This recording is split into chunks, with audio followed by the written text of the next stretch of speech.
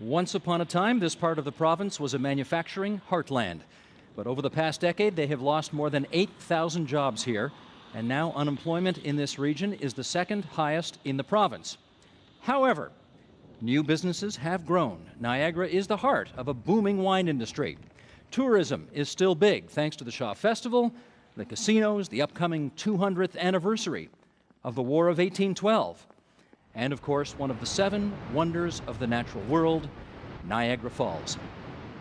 Hi, everybody, and thanks for joining us here in the Niagara region. We started this year in our Premier's hometown, Ottawa, for Premier Dalton McGuinty. We followed that up on the home turf of the NDP leader, Andrea Horwath. That was in Hamilton. And tonight, the agenda is on the road from the part of Ontario that PC leader Tim Hudak calls home. That's the Niagara region.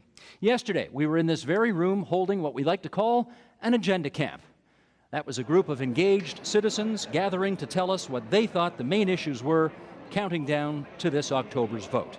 What are we going to do with the healthcare system in Niagara? What are we going to do with Brock and Niagara College? What are we going to do with the agricultural community to use that as an economic catalyst? The streets look paved with gold in downtown Niagara Lake, and Niagara Falls, if you go to a tourism district, things look great, but it's when you get into Port Colborne and Welland and everything where you see the difficulties. Why would you not put that into your voting system somehow? And mixed member proportional would do exactly that. And will you keep go here consistently for Niagara? Rural areas are not being addressed in all of these issues, and I liken it to internet access, computer access, huge issue. Don't talk about e-learning to me if you can't get internet. We need to grow the economy. Well, the point of yesterday's gathering was, in fact, to gather, to discuss the issues that Niagarans want to put to their political leaders come this fall. And so, without further ado, let's do just that. Joining us tonight, Kim Crater. He's the Liberal MPP for Niagara Falls. George Lepp. He's the PC candidate for Niagara Falls. And Peter Kormos. He's the New Democrat MPP for Welland. As always, Mike Miner is moderating our online chat. That's on our homepage, tvo.org/theagenda. So chime in with your comments there, or on Facebook at facebook.com/theagenda, or you can send us a tweet via Twitter. That's twitter.com, #youragenda. We'll get your comments up on the screen throughout the course of tonight's broadcast. Okay, gentlemen, good of you to join us here tonight in Niagara-on-the-Lake. We want to start by letting you know that the number one issue that emerged from yesterday's agenda camp here in this room was jobs and the economy. And to that end, let's get Paul Grenier to get it started. Michael, if you would, roll tape. The table I was at today had a long discussion about the economy, both in Niagara and throughout Ontario, and we settled on the following question.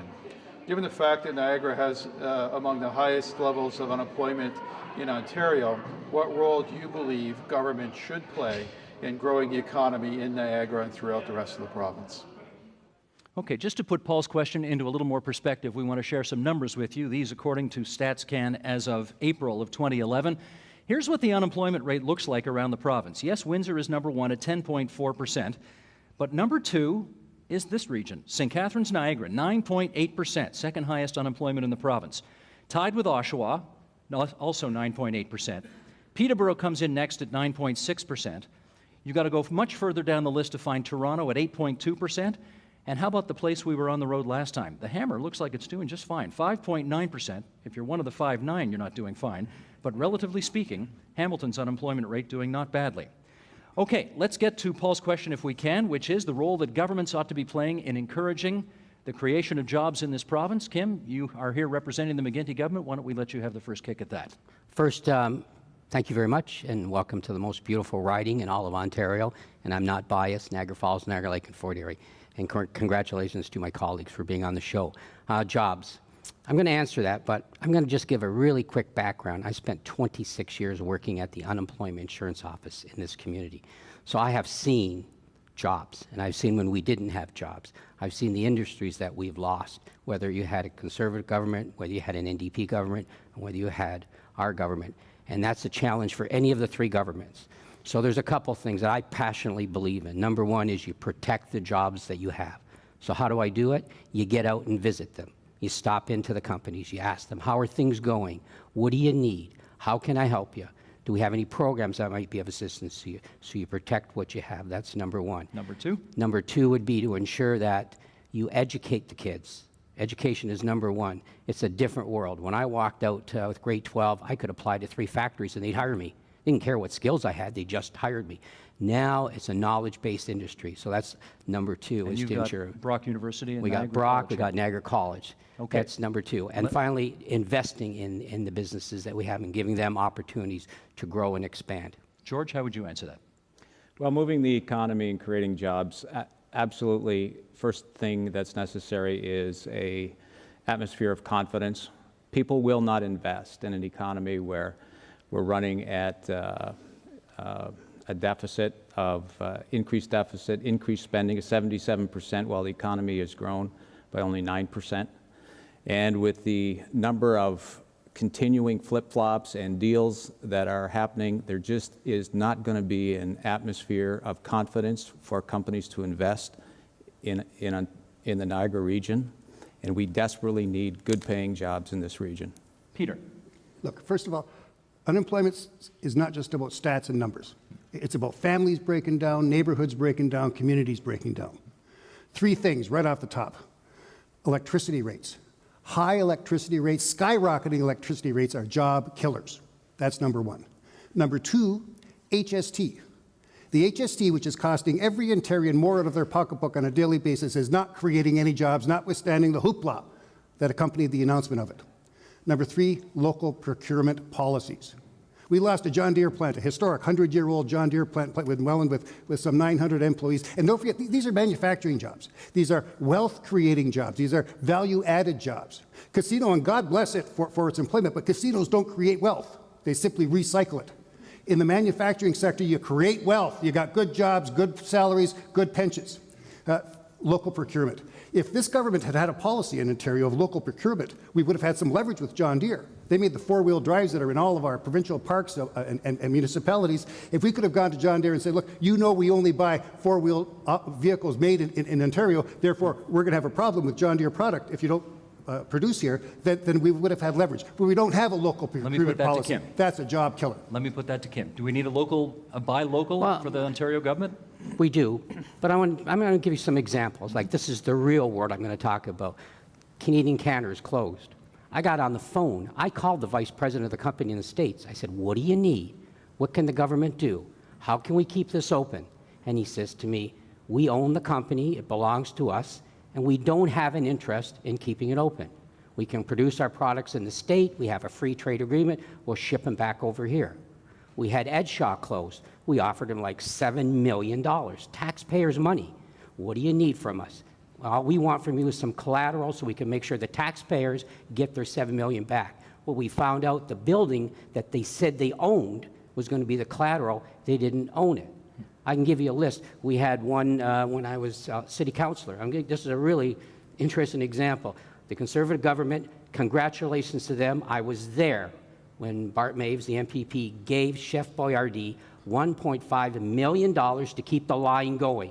I get a phone call as a new MPP from Chef Boyardee. The vice president of the company says, we're closing Chef Boyardee. I said, you can't do that. I'll bring the Premier of Ontario. I'll bring the Minister of Economic Development. What do you want? We own it. We're closing it. Not only that, they took the $1.5 million new line that we paid for, and it went to the States. So, Peter, would you say say there's that, a balance there? Would you acknowledge that there are some circumstances where you're just going to lose? No. Horse feathers. 1, free trade, Kim. How do you like it so far? 2, you don't give... I didn't support it, Peter.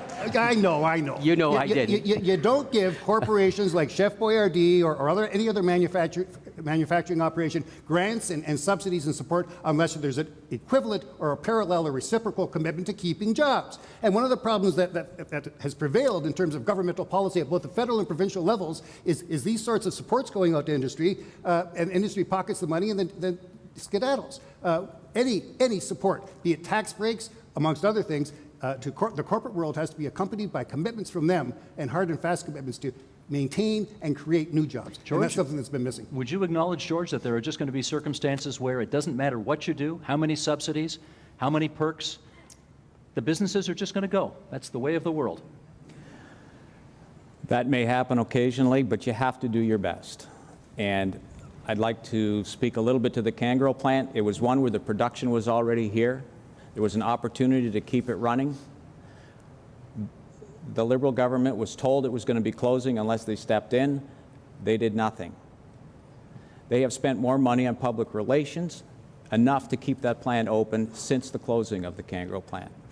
And absolutely, the cost of energy is such a great deterrent in this area in order to bring back manufacturing. We are going to talk about the cost of energy later. We have that as a specific Let me make question to come. one short Do you want to speak comment. to that? Yeah.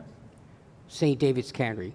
I'm going to tell you something that I worked with our federal member of parliament, Rob Nicholson. I took his executive assistant with me to Queen's Park. I said, you come on up there, you sit with the Minister of Economic Development, and let's see if we can figure out a plan together as a team, not just because I'm the provincial member.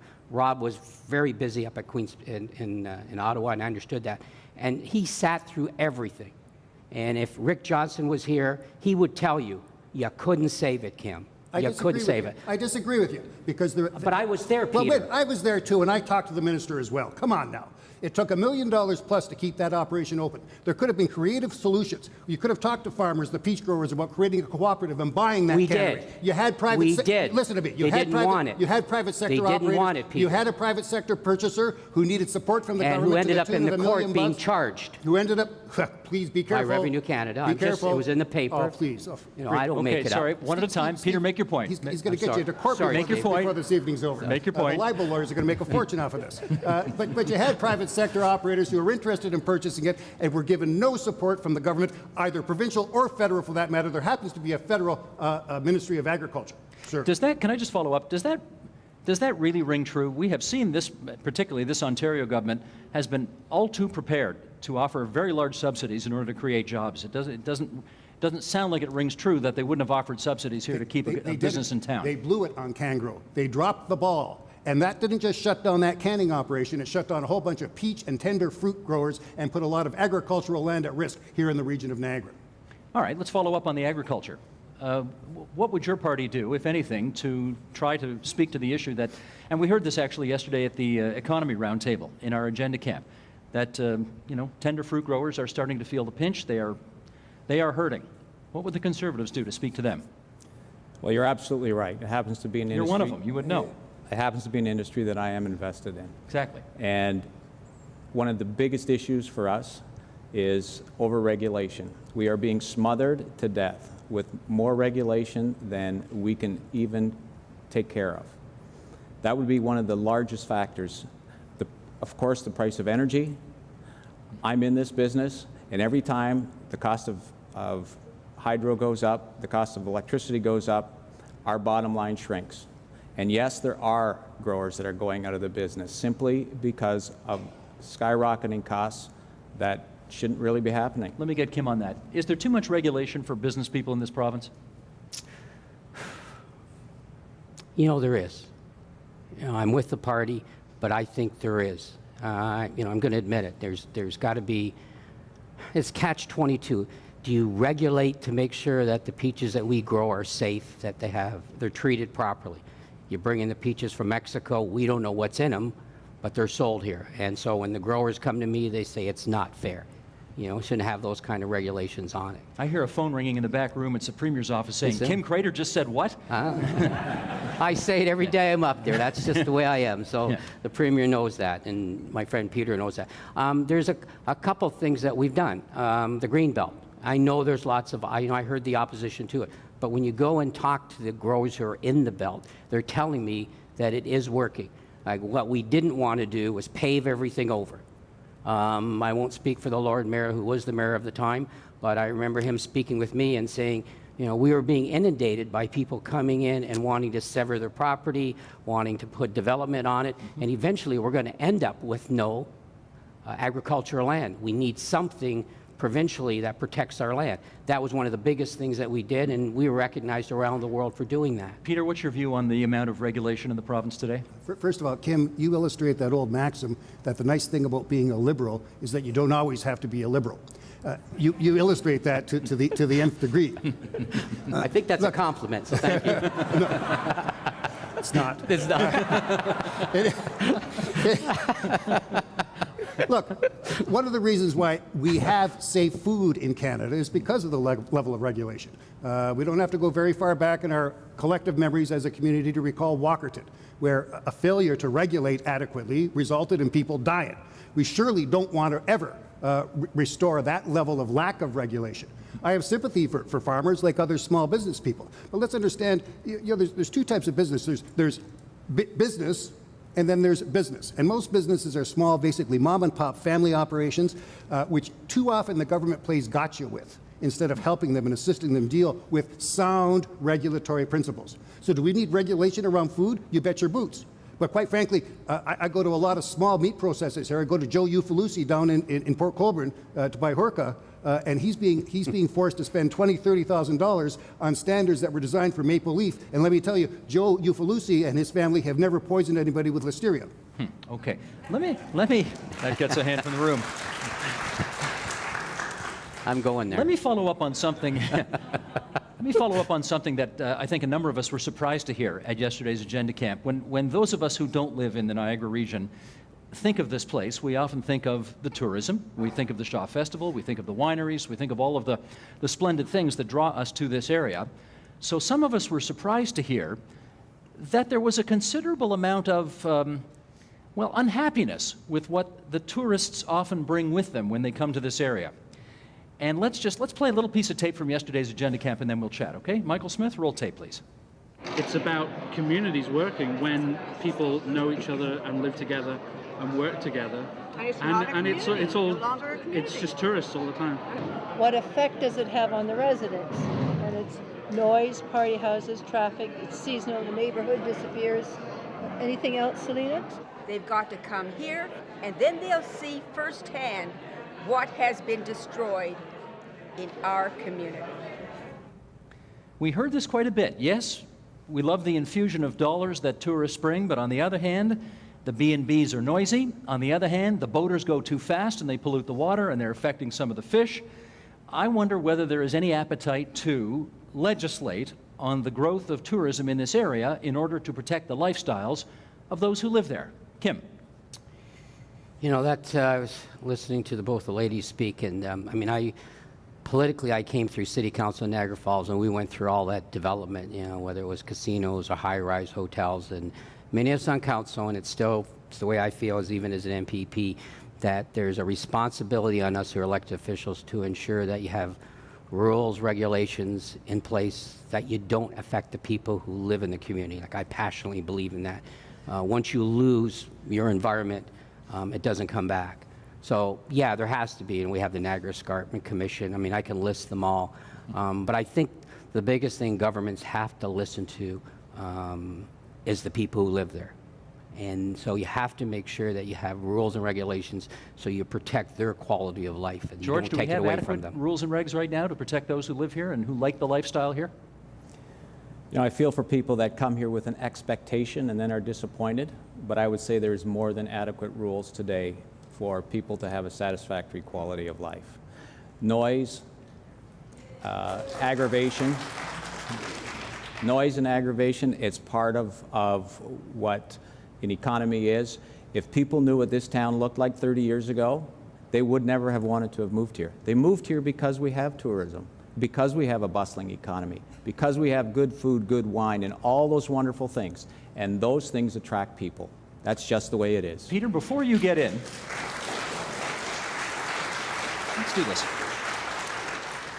Just before I hear from Peter, it was interesting that that's the first major applause we've had tonight, and it was on this issue of whether the tourists are good for business or not so much. Can we go to a wide shot here, Michael? Let me get a show. We got about 150 people in the room here tonight. I want to get a sense of the room.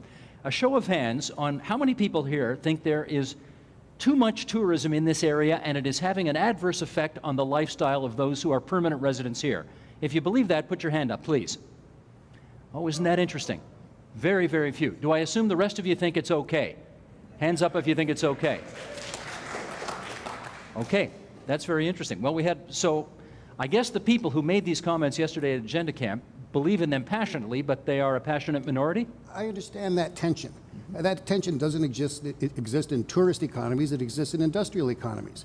Gosh, down in Welland, we used to go to sleep at night listening to the drop forge hammers hit the ground and vibrate. You'd be 4 or 5 miles away from any one of half a dozen forges, and you'd hear that hammer hit rhythmically every 30 seconds. We sure miss that sound now. We found it irritating at the time, but boy, we sure miss it. Look, there's all sorts of municipal powers around regulation and around planning that can deal with the issues around tourism. But when you got a community like Niagara that's lost so many industrial jobs, Ferranti Packard in St. Catharines, Chef Boyardee, Ford Plant, Ford Glass, John Deere, Atlas Steels, you got communities then that are desperate for jobs almost at any cost. And let me tell you, tourism doesn't create jobs with salaries that send kids to universities, but by God, there's a whole lot of university students who need those jobs to support themselves during their academic careers. And those jobs have become, sadly, very, very valuable because they're the jobs of last, they used to be the jobs of last resort, now they're the jobs of first resort. When you lost your industrial job, you'll gladly work on Clifton Hill for minimum wage. Gotcha. Kim, can you just bring us up to date? People watching us around Ontario may remember, I guess a year or two ago, there was a big announcement in St. Catharines that the GM plant there was going to get, 500 new jobs starting next year? Right. Is that still on track to go ahead? As far as I know, we were told, I got to tell you this, I remember getting the phone calls at home or at the office, Kim, we don't want your government to support General Motors. We don't want you to go in partnership with the federal government. We don't want you to bail them out. You can't do that. I remember the phone calls getting from the people who worked in the parts store or the mechanics who worked at these auto dealerships or Niagara Motors right here in Niagara on the Lake saying, you got to support them. So you make a tough decision. I got a lot of criticism for it.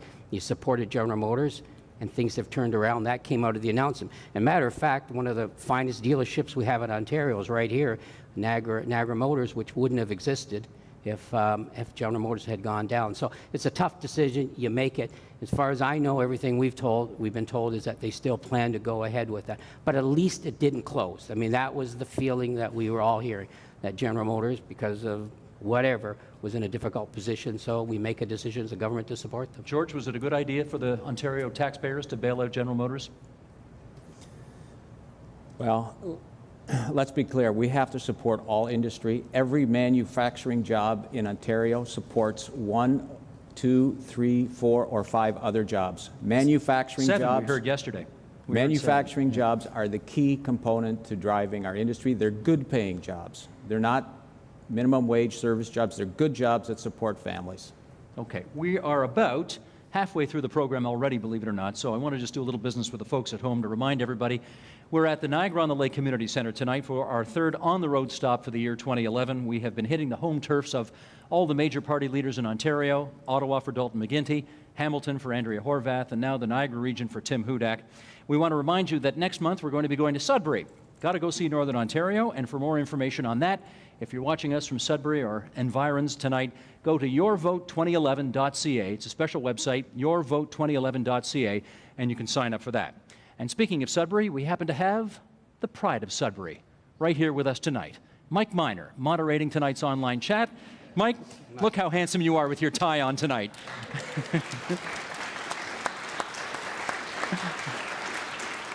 And I'm getting applause for wearing a tie. I don't even have to visit my mom in Sudbury.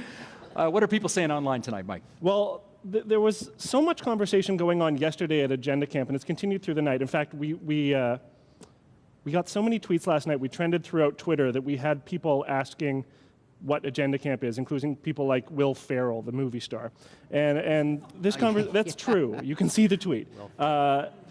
And this conversation continues, and we have people, far and wide still discussing it. We have Andre, who is joining us from Edmonton, and he said that he left Southern Ontario when the jobs were scarce, and he had to move to Alberta for a job and like to return to Southern Ontario as soon as he can.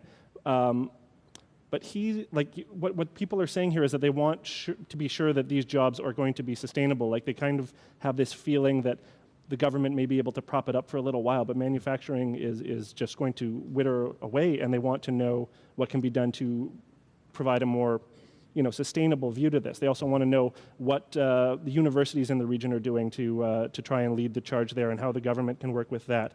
The Motivated Mom tweeted in to say, how do we marry green and economic development? This is a concern that comes up time and again. They're concerned that they seem to be at loggerheads. And another issue that came up a lot yesterday, Linda wrote into our live chat and asked about the accountability. She says there was a lot of issues that were brought up on the local level, went up through MPPs in various parties, and died in Queen's Park. And these have to do with transportation, they have to do with healthcare, they have to do with education. They really feel that they have a lot of diverse needs here, and that they just really aren't getting the response from their politicians. It's not necessarily focused on the government that's in power now. It's just they feel like that they're getting left out. And this is something that they're really looking to when they're making their decisions for how they're going to vote this October. We frequently hear about that disconnect between Queen's Park and the rest of the province, or Ottawa and the rest of the country. That is a good point.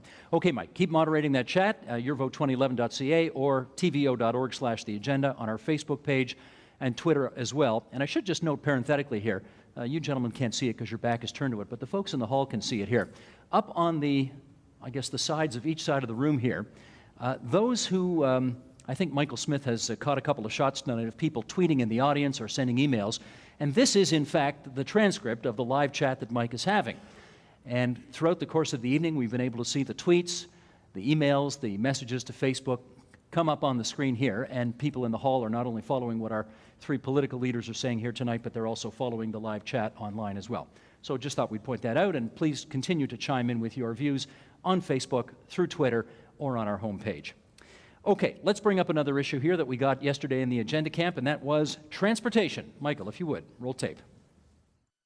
I was sitting at the transportation table today at Agenda Camp, and our question was as follows. What does Niagara's transportation network look like in the next 20 years, and how will your party implement that vision? We expressed a lot of concern about a Pembina Institute report which talked about Niagara being at the bottom when it came to transportation, and the transportation gap which exists in the entire of the Niagara region.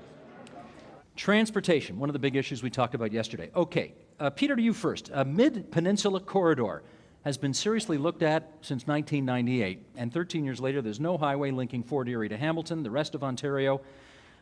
If the NDP forms the government in the fall, would you do something about that? Well, like Jim Bradley, who's the regional minister, I agree very much that we need a full environmental assessment before anybody embarks on that type of project.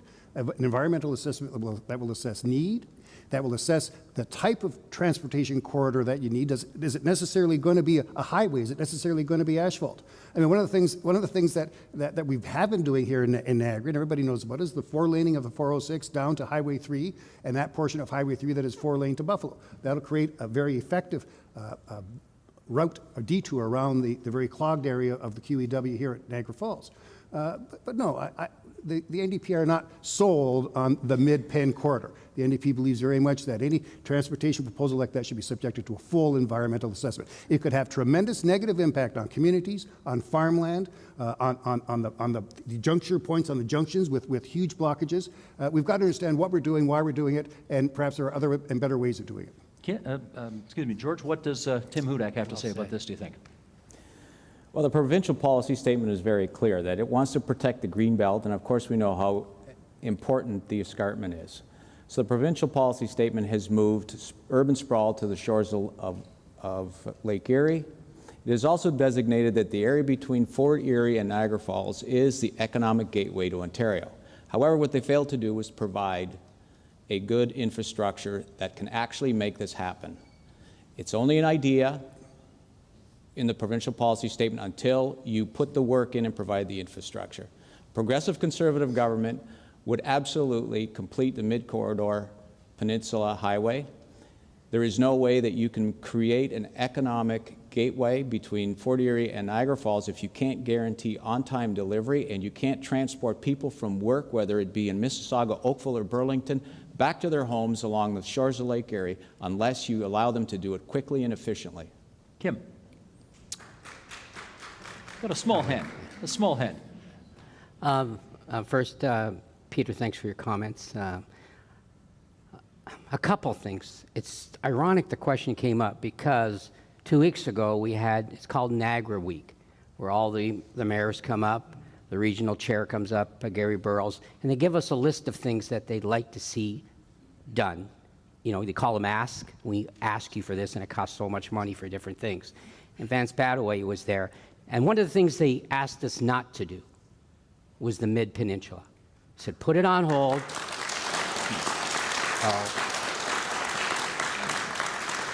And I've learned in this business that you rely and you work with your partners back in municipalities. What they wanted, and I'm glad Vance is here, is that they wanted the corridor, the east-west corridor, added on to the 406 and expanded. And that was an ask, and that I agree with. And that's our priority. And I got to tell you something. I want to add to what Peter said. You know, the Mid-Peninsula corridor, it's got to hook up to some place. You go to the other end where Burlington is, they are completely opposed to this. They don't want that coming into their community. In fact, before I was elected, they were taking the government of the day to court because they felt that the environmental assessment was done in such a way that it produced the results. I'm not being critical of the government, but it produced the results that they wanted, that you'd have a Mid-Peninsula. And so it was blocked by our government saying, well, if we're going to do this, at the time, we have to do a complete and full environmental assessment, and now it's been put on hold. Well, go ahead, Kim, be critical of the government. Well, just since you've mentioned Vince Badaway, the mayor of Port Colborne, he's not only here, but he's here. He's here.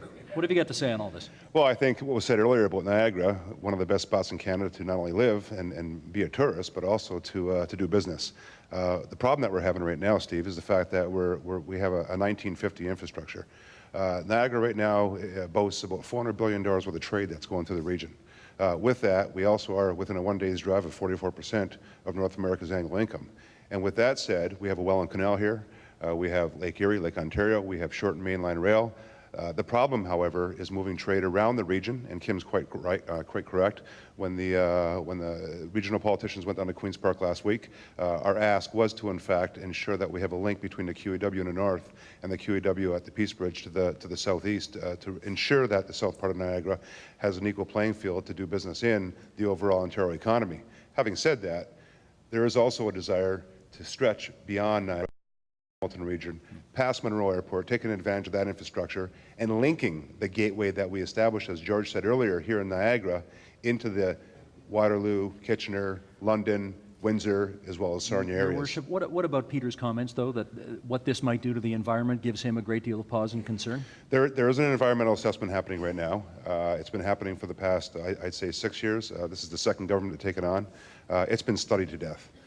We've talked to the residents, yes, but more importantly, the three candidates here mentioned about talking and listening to the customer, to the businesses, and we've heard loud and clear from the Ontario Chamber of Commerce, from CAA, from all business that are saying to us right now, if Niagara wants to create that new economy, we must bring our infrastructure, in particular as it relates to road, up to 2011 standards, and that is the east-west, which is the link between the QEW to the north and the QEW to the Peace Bridge, but beyond that, to ensure we also hook up Niagara to the rest of the province via a new Mid-Peninsula corridor. Okay. Thanks for joining us tonight. Appreciate it very much. No applause for the mayor. That was interesting. Oh, I'm just trying to gauge it, Okay, I know you were all anxious to talk about energy prices. Actually, energy was the #1 topic that emerged from both our Hamilton and our Ottawa agenda camps, and it made one of the top, I think it was top 3 or 4 of yesterday's agenda camp as well. So is Melissa, are you here? Where's Melissa? There you are, right over here. You were at our agenda camp yesterday, and I know this was a big deal for you. Stand up if you would. And your group worked on this question about energy, so can I stick a mic in front of you and have you ask it now? Sure. Fire away. We worked on it a lot. It took a long time to develop these words.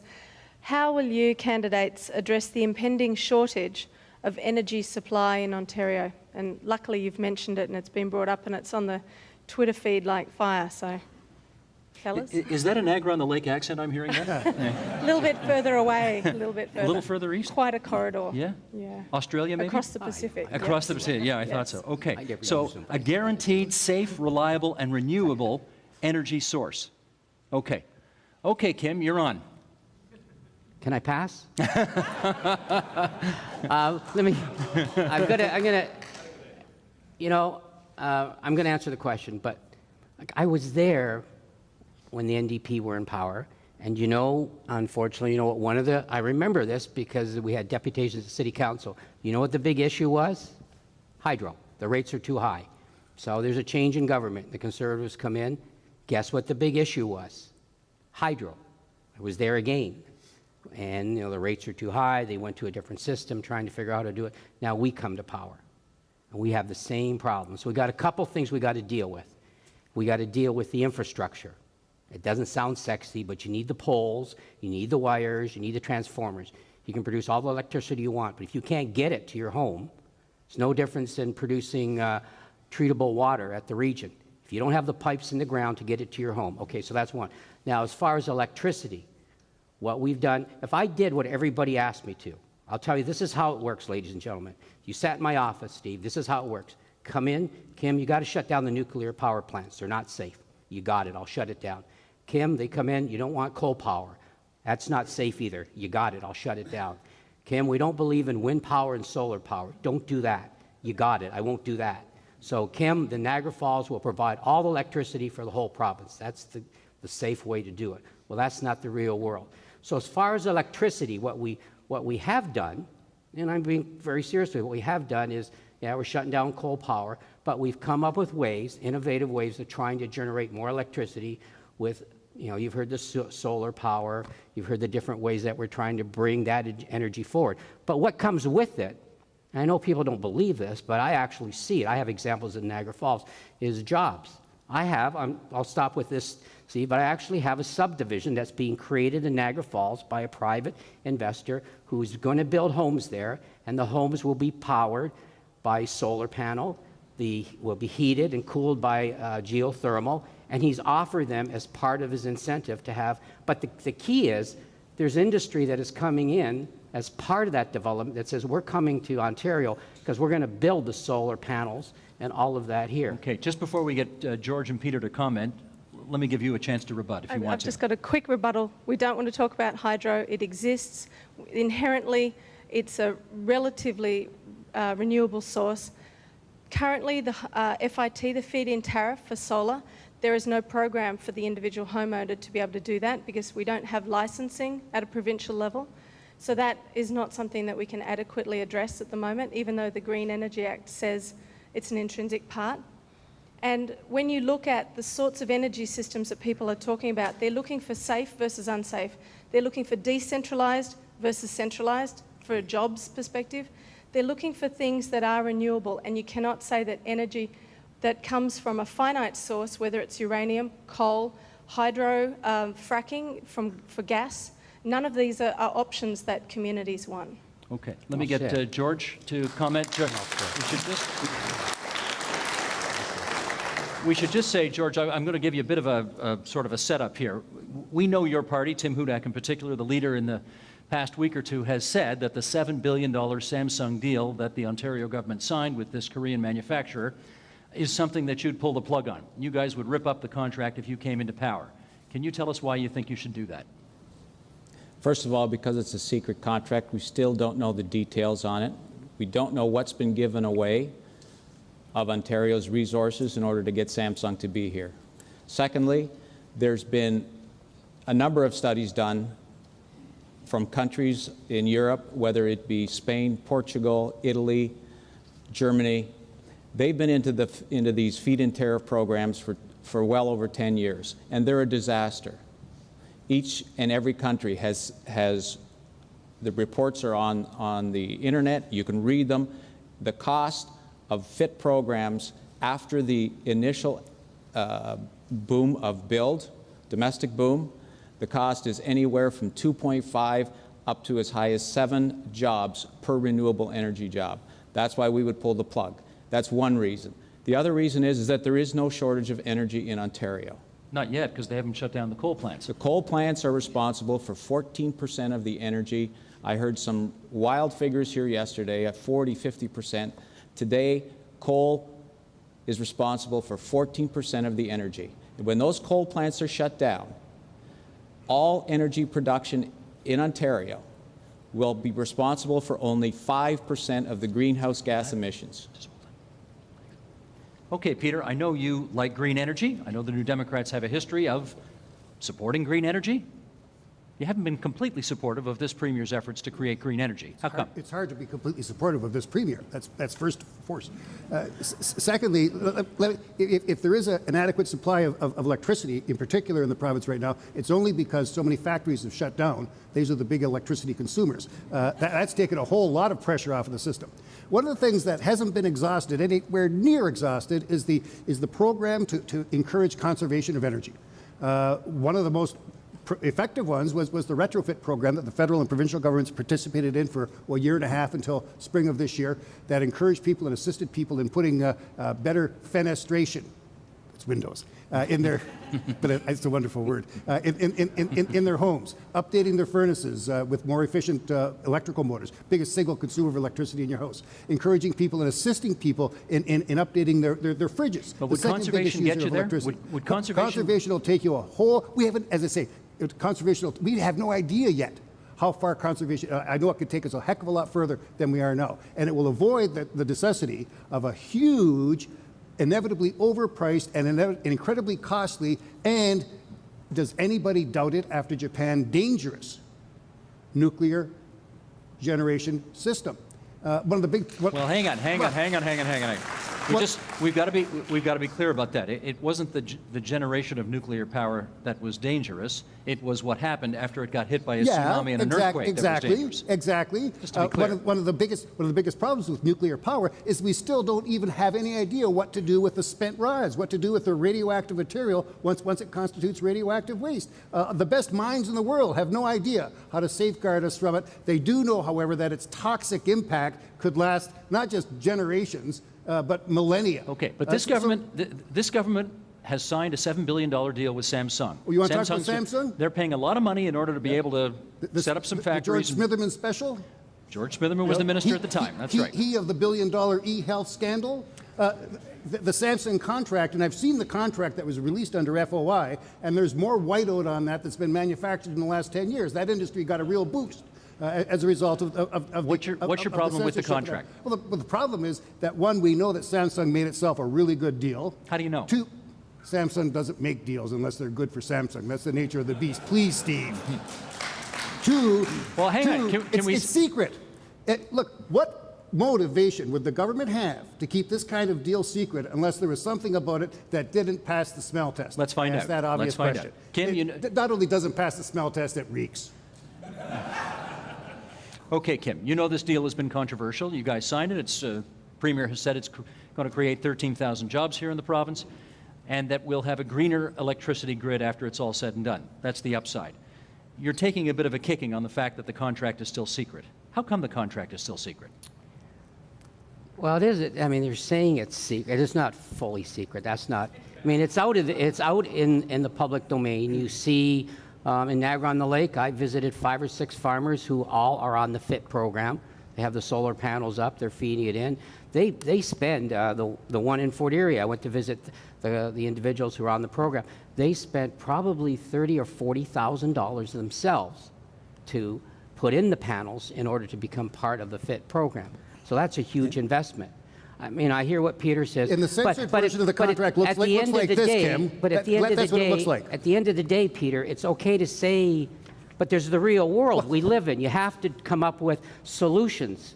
You know, if you have, listen, if you have a solution that's going to generate electricity, it's going to literally be free to everybody. You don't have to fix the poles. Let's talk you about don't have to Samsung fix contract. the If Mr. McGinty's so proud of it, come clean. If you have a solution, then say it. Well, you know, we ask in the House. Hey, I'm pretty easygoing, and I say in the House, you know, to Tim, who I know and I like, and I know his family well, so I won't say anything negative about Tim.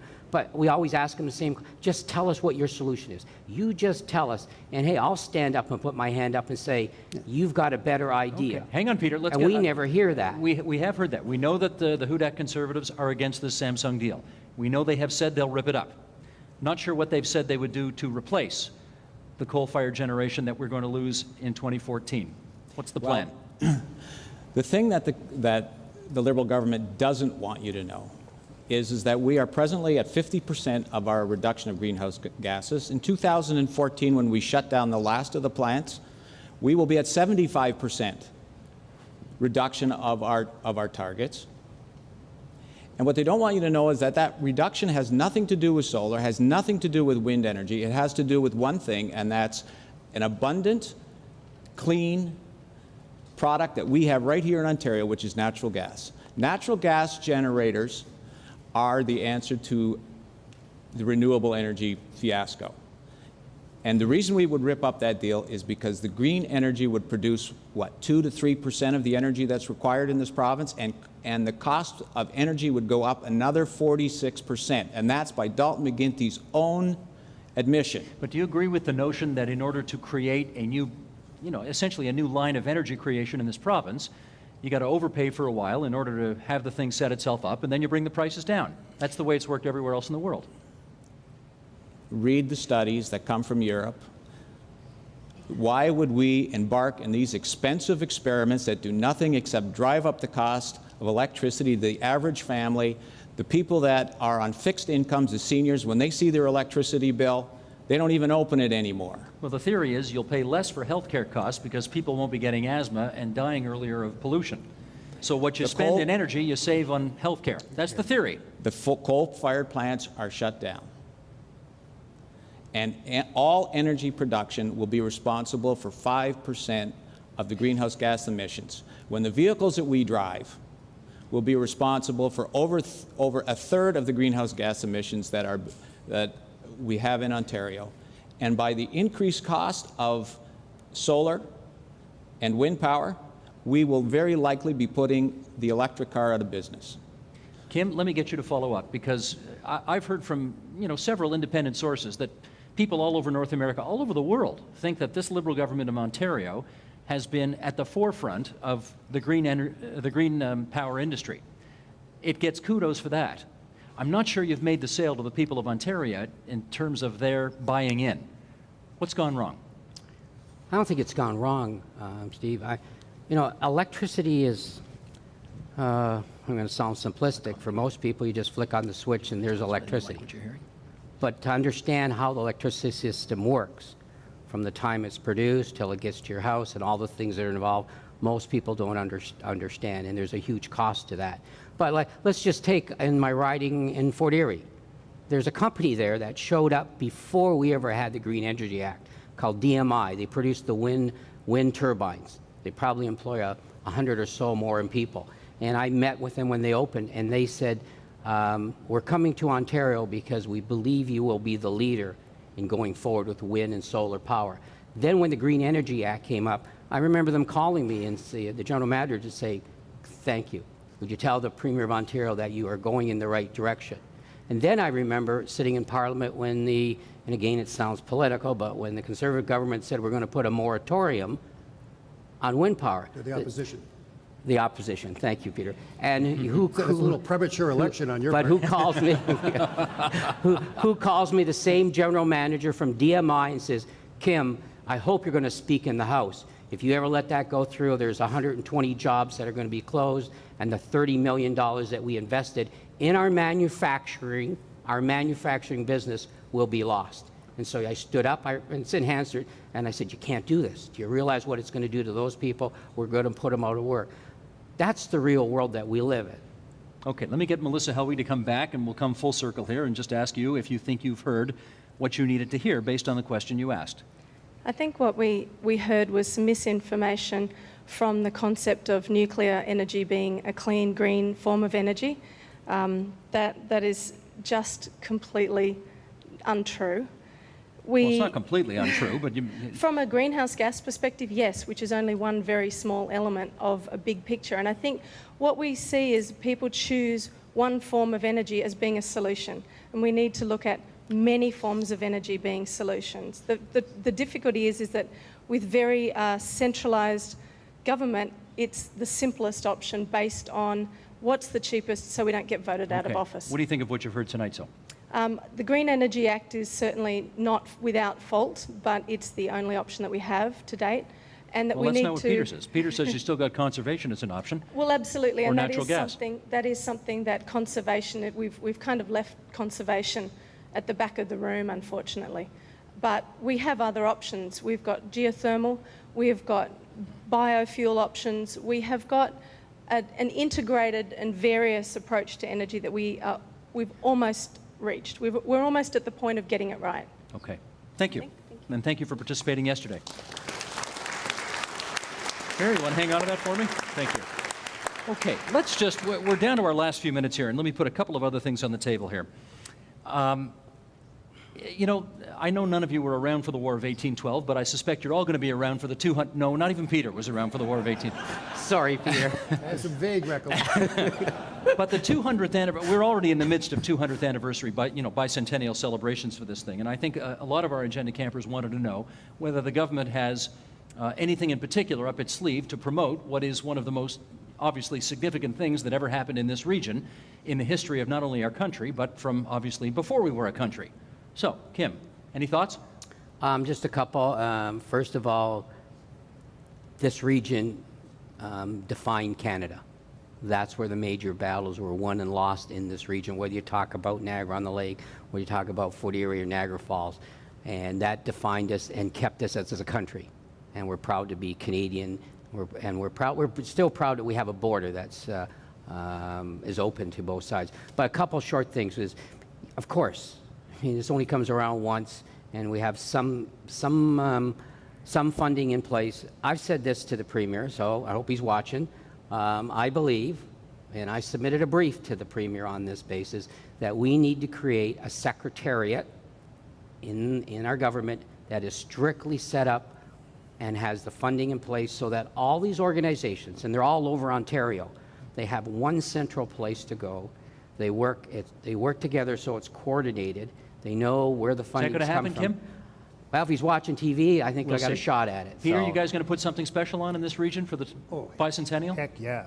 You can count that Canal Days down in Port Colborne is going to have some focus on it. The Marshville celebration in Wainfleet has always had a focus on that. The Rose Festival in Welland will undoubtedly make reference to it. In St. Catharines, they'll undoubtedly mention it as well. And we've got battlefields here. We've got still kids are finding arrowheads and round bullets.